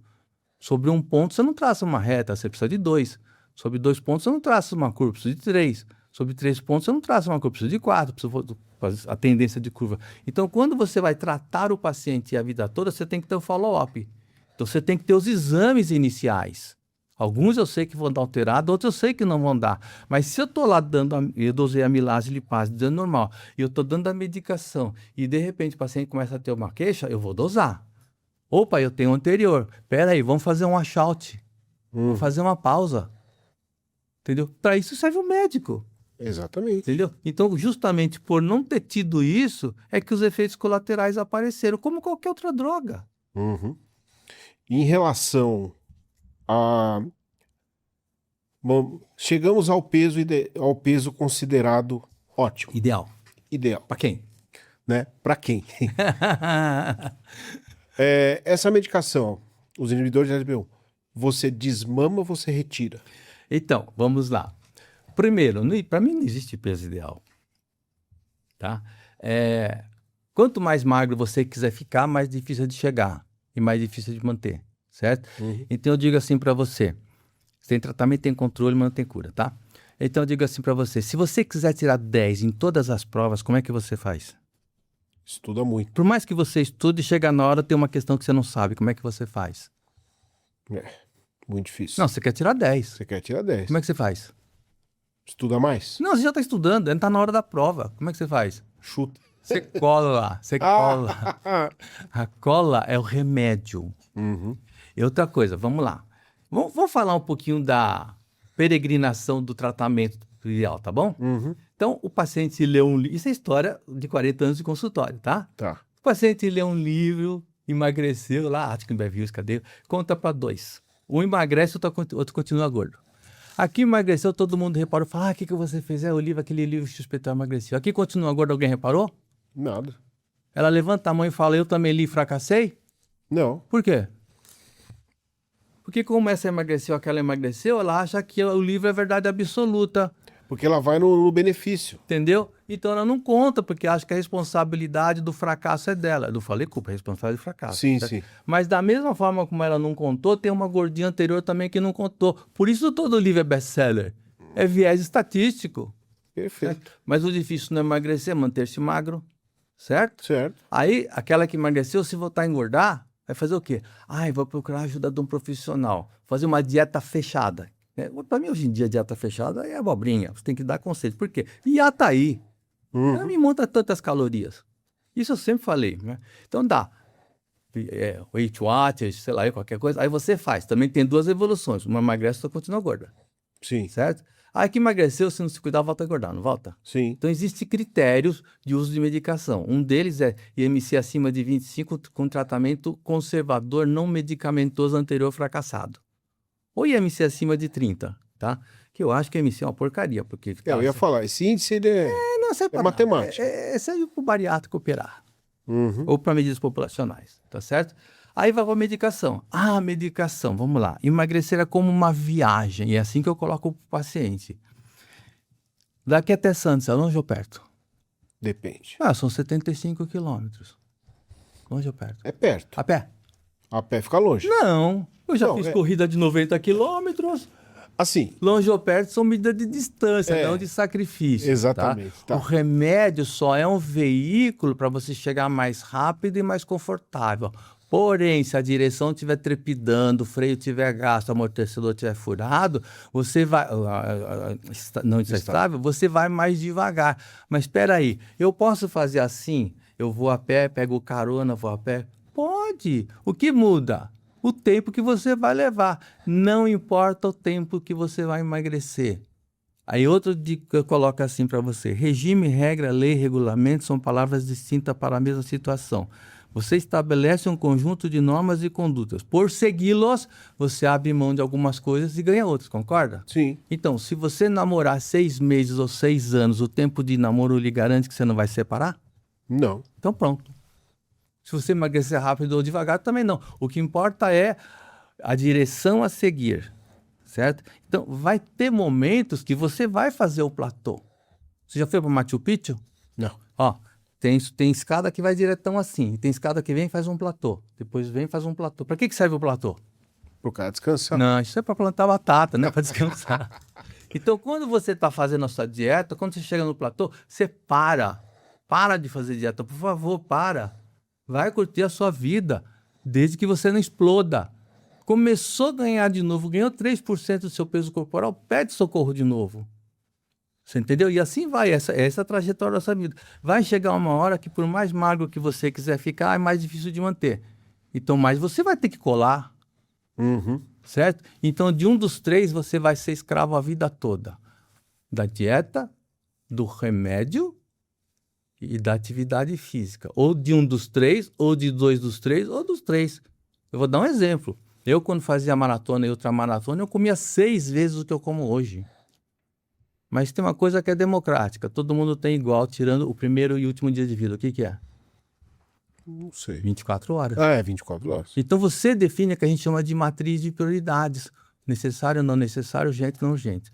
Eu estou numa fase da minha vida, eu já corri 29 maratonas, 5 ultras, não quero mais, estou na fase da minha vida de trabalhar, estudar, dar aula. Eu treino menos. Tenho que fazer regime? Tenho que fazer regime. Estou no meu peso ideal? Lógico que não. Em relação a quando eu treinava, eu tenho 8, 9 quilos a mais. Mas não é a minha meta hoje isso. Você entendeu? Então, quando o paciente chega e fala assim, que peso eu vou chegar? Sabe o que eu falo? Não sei. Aí você, quanto tempo vai levar?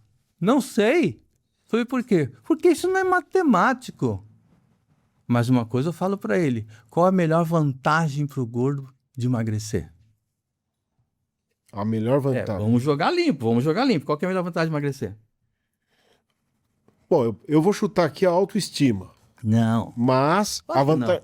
E tem a questão da saúde também. Acho que não. Se fosse tudo isso, ele nunca teria engordado. É verdade. Porque o que pensa em autoestima não deixa ganhar 3 quilos. É aquela magra neurótica que está na academia puxando ferro, tira foto com o Instagram com várias roupas diferentes, já tem foto para o meu ex todo. Perfeito. Entendeu? O que é para saúde não deixa passar de 10%. A melhor vantagem para o gordo emagrecer se chama poder comer de novo. É verdade. Eu falei poder comer de novo, eu não falei poder engordar de novo. Lembra que eu falei? 3 a 4% do seu peso, pede socorro. Ou seja, não espera morrer afogado para eu te ressuscitar. Isso é manutenção. Então, manutenção, ó, você engordou, certo? Aí você emagrece. Aí, se você começar a engordar, pede socorro aqui. Pede socorro aqui. Pede socorro. Isso é manutenção. E aí você consegue se manter. Aí você pode fazer um plato. Vamos supor que ele não chegou, ele tinha lá 30 quilos para perder, ele perdeu 20. Certo? É assim, em termos de saúde já melhorou muito. Muito. Porque cada quilo que você baixa, cai a pressão, melhora a diabetes, cai tudo. Tá? Mas ele quer perder os últimos 10. Não, mantém isso aí. Entendeu? Ah, mas eu vou viajar. Pra onde você vai? Ah, vou pra Itália. Tá bom, vai. Aí eu vou comer. Vai. Por quê? Depois que você voltar, você continua. Ué. A primeira coisa que eu pergunto. Você vai pra Itália fazer o quê? Passear ou trabalhar? Vou passear. Quando você volta de novo? Não sei. Ah, então tá bom. Então você vai lá e come. Foi por quê? Porque regime você faz todo dia. Volta quando fizer. Perfeito. Porque você vai lá e não comeu nada e depois você volta aqui e vai ficar chorando porque não comeu? Só que tem um detalhe. Caminha bastante, porque cada quilômetro que você caminhar, vezes o seu peso das calorias que você come. E eles voltam com o mesmo peso e com mais músculo. Exatamente. Então, não é mudando. Eu não costumo falar que é reeducação alimentar. Você gosta de ser reeducado? Não. Porque senão difícil. você é de mal educado. Exatamente. Concorda? Uhum. Então, vamos mudar um pouquinho, né? Como a gente fala um pouquinho de atividade física, de dieta, né? E de bem-estar, que a gente nem chegou a falar sobre isso, né? Vamos dar um nome mais né? Que você tenha ganhos e não perdas, como estar atrelado a um grilhão, né? Vamos chamar de eu mudei o meu estilo de vida. Aliás, é a moda do momento, tá? Que se chama medicina do estilo de vida. Porque não envolve especialidade nenhuma. Envolve a gente falar do paciente da parte física, da saúde e do bem-estar psicossocial e espiritual, que é o bem-estar. Isso a gente vai voltar a falar, porque Acabou, você né? vai ter que voltar, né? Porque a gente não Eu falou. falei pra você, eu montei 380 slides. Eu falei pra você. A gente não falou de esporte de alto rendimento, a gente não falou de entrada no esporte, a gente não falou de absorção de novos hábitos. Então, assim, vai ter que ter um 2. Eu vou falar de absorção de novos hábitos, rapidinho. Sim. Tá. Quem tem filhos de pais atletas, geralmente fazem atividade física. Quem não tem, geralmente não faz. Tá? Então, a iniciação ao esporte, ele é muito complicada. Então, para quem nunca fez, você fala assim, faz o que você menos odeia. Isso é um ensinamento de um colega meu, Paulo Jorelli, tá certo? Ou então, vai trocando. Você fez isso, não gostou? Vai para isso, vai para isso, vai para isso. Por quê? Porque às vezes não é aquela atividade física, mas quem te administrou aquela atividade física que não tem a didática para você se apaixonar por aquilo. Perfeito. Entendeu? Então, mas olha, se você vai fazer um curso de inglês, se o professor você fala não gosta de inglês? Não, né? Não. Entendeu? Então vai trocando. E às vezes você chega na mesma situação do anterior, mas por mecanismos diferentes. A vida é muito longa para você fazer poucas coisas. Não, e aquela história. No esporte, tudo que você tenta é uma novidade. Sempre. Se você vai surfar, se você vai fazer maratona, se você vai jogar futebol, então assim, dentro de algum não é possível que você não goste de nada. Concorda? Não só isso, mas também pelo seguinte, se você vai fazer uma coisa que você já sabe fazer, que graça tem? Exato. O novo é muito mais bonito. O desafio está em você enfrentar o desconhecido. A minha primeira maratona, eu tinha medo de não chegar. Segunda, terceira, quando chegar na 29ª, eu não queria mais fazer, porque chegar eu chegava. Você já sabia que ia chegar. Eu não ia virar elite, não ia melhorar meu tempo. Você entendeu? Muito obrigado. Obrigado a você, pelo Anderson. seu tempo. Foi um prazer.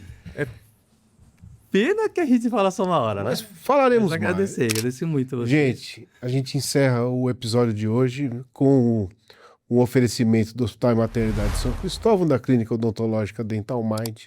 Segue a gente lá no canal. Esse papo vai estar em breve e vale muito a pena. Muito obrigado. Obrigado a você.